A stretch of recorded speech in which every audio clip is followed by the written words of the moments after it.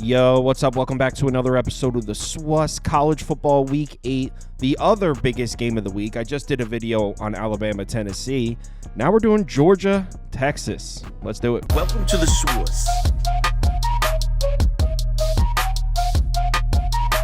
The SWUS. SWUS. Hey, get the SWUS. All right, Bulldogs on the road in Austin for this one. Texas laying 3.5 points at home. Total sitting at 55.5 or 56, depending on your sports book. Let's take a look at the pie charts, and according to this data, action's coming in pretty heavily on the Texas side. Over 65% of the tickets on Texas, almost 80% of the money on Texas. But as I always say, take this data with a grain of salt. So let's get into this matchup, and we'll start with the Georgia offense. As you probably know, if you've watched Georgia football the last couple of years, this is an offense that revolves around Carson Beck and the passing attack. They're 23rd in pass frequency so far this year, and the numbers look great.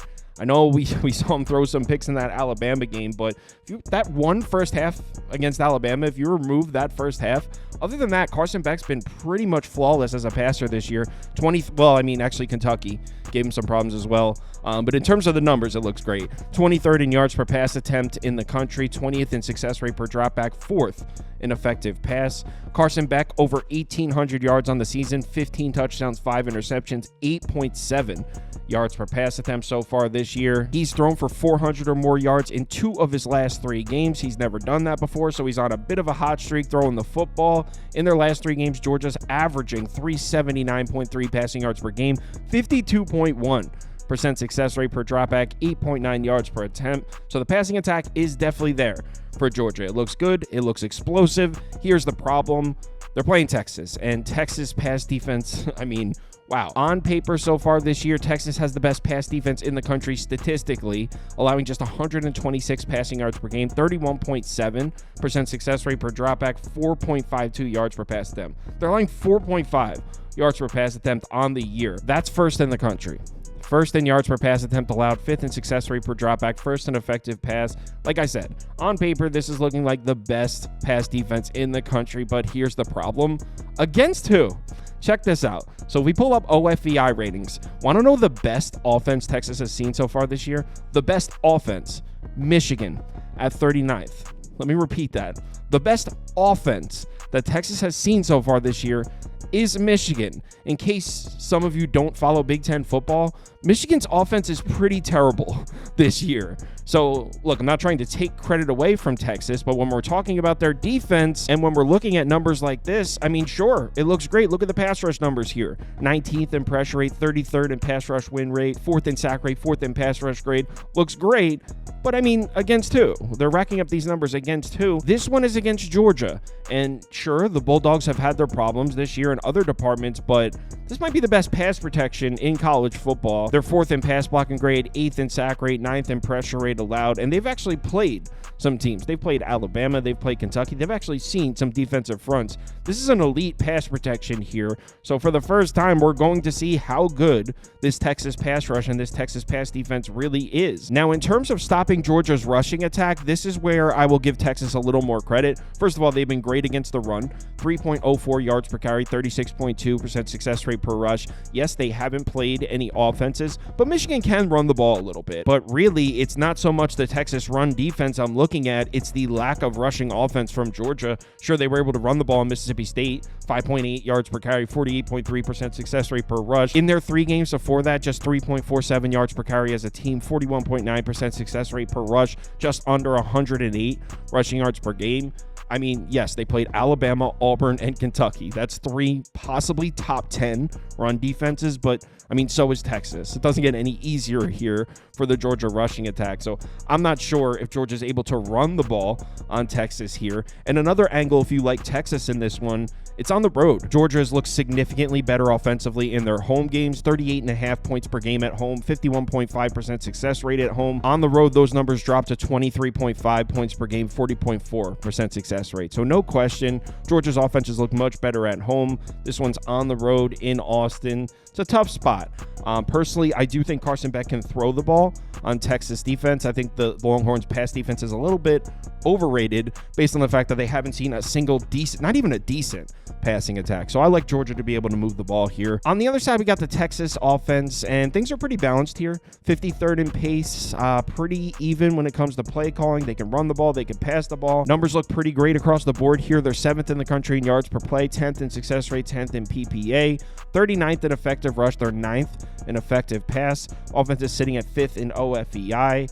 Quinn Ewers numbers on the year: 886 passing yards, 8.3 yards per attempt, 9 touchdowns, 3 interceptions. Not a ton of big plays downfield for Quinn Ewers, just a C- big time throw rate. And honestly, what concerns me a little when it comes to the Texas passing attack, didn't look that great when they played legitimate defenses. Michigan and Oklahoma, averaging under 238 passing yards per game, 36.8% success rate per dropback is not great.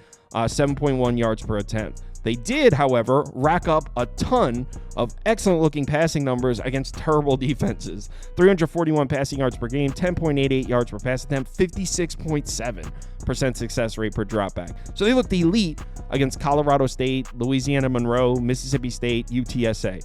Terrible defenses. So you would think the Texas passing attack might be in a little bit of trouble here against this Georgia defense. But here's the thing. I don't even know what I think about the Georgia defense right now. Through the first 3 games, they looked excellent against Clemson, Tennessee Tech, and Kentucky. They were allowing just 91.3 passing yards per game. 91.3. 22.9% success rate per dropback. 3.77 yards per pass attempt. Elite against the pass through 3 games.